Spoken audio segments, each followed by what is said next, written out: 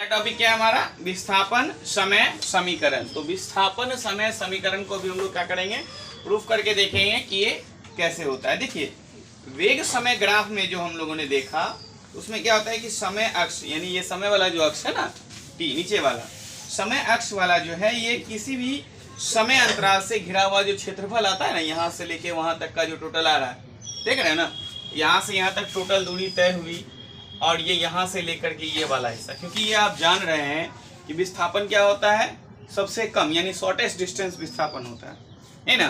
तो अगर हम देखेंगे कि अगर ये पूरा दूरी यहाँ तक का है तो ऐसा थोड़ा कि इसको यहाँ से ऐसे करके ऐसे काउंट नहीं, ये देखेंगे कितने नज़दीक आ रहा है।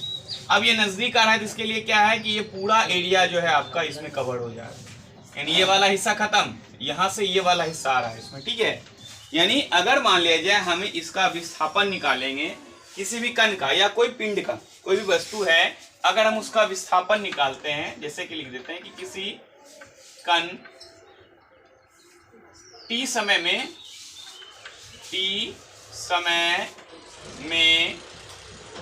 किसी कण का विस्थापन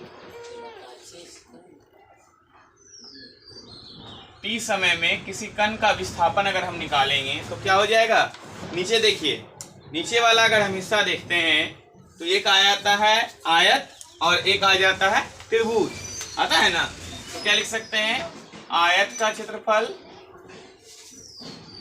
आयत क्या है पहले ये देख लीजिए, OACE है ना, OACE का क्षेत्रफल प्लस त्रिभुज ACB का क्षेत्रफल है ना, त्रिभुज ACB का क्षेत्रफल। अब अगर हम इसका क्षेत्रफल निकालते हैं तो देखिए आयत का क्षेत्रफल क्या होता है, लंबाई गुने चौड़ाई, क्या आता है, लंबाई गुने चौड़ाई। तो ये देखिए ये हो गया लंबाई और ये हो गया चौड़ाई, तो इसको क्या लिख सकते हैं, OA गुना OE ऐसा लिखा जा सकता है ना। वहीं अगर त्रिभुज का क्षेत्रफल अगर हम लोग निकालते हैं क्या होता है, 1/2 गुने आधार गुने ऊंचाई है ना, 1/2 गुना आधार, देखिए क्या है, त्रिभुज का आधार है AC, त्रिभुज का आधार क्या है AC, और ऊंचाई क्या है BC है ना, ऊंचाई क्या है BC। अब देखिएगा यहाँ पे AC जो है हमारा, देखिए AC यानी जो डिस्टेंस ये है वो डिस्टेंस OE भी है, अर्थात कह सकते हैं कि AC को हम OE लिख सकते हैं ना। तो क्या आ जाएगा कि OA इंटू OE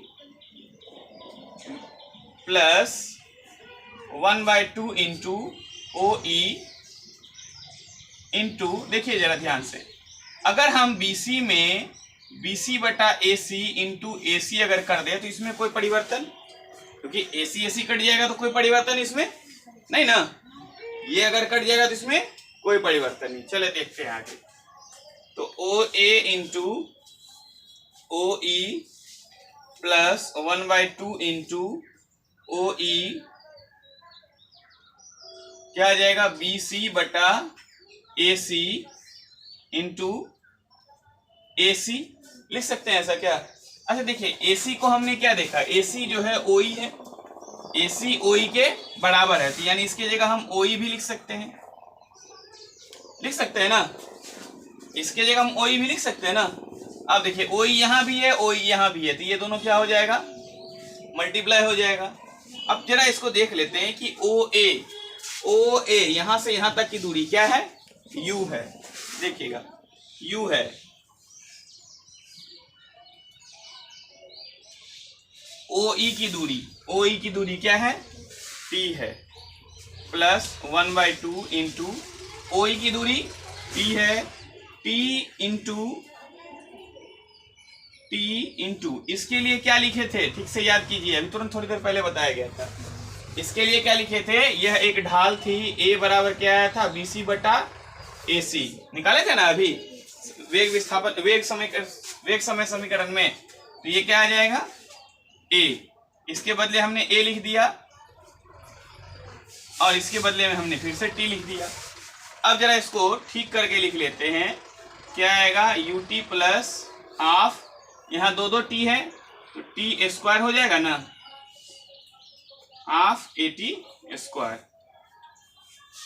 ठीक है, एक बार फिर से देख लीजिए।